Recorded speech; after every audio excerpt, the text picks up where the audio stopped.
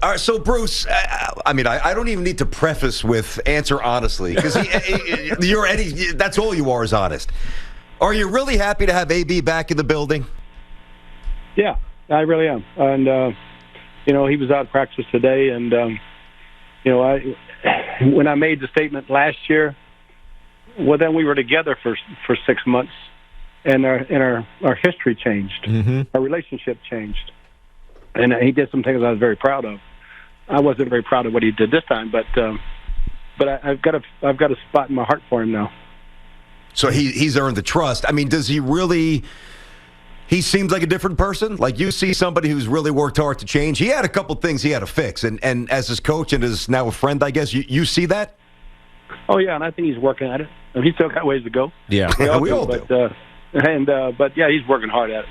Okay. Yeah, it's interesting because the timing it works out perfectly that he's getting back and he's going to be back because of Chris Godwin thing. And then, Tom Brady said something earlier this week, and I 100% agree with this. The NFL probably 2010, 11 or so put in the defenseless receiver rule where you can't hit them, and it was designed to protect basically your head, like it was to prevent concussions and things of that nature. But getting hit in your knee and tearing an ACL is as defenseless of a position as from a football player standpoint that there is. In fact, Larry Fitzgerald, who you coached out in Arizona, said, "You know what? Hit me in the head, DB. I'll pay your fine as opposed to taking my knee out." Does the NFL need to change this rule and make that a defenseless hit? Because Chris had no chance to defend himself when he got his knee taken out by P.J. Walker, I think it was. Maybe Washington. Yeah, P.J. Williams. Williams, that's right.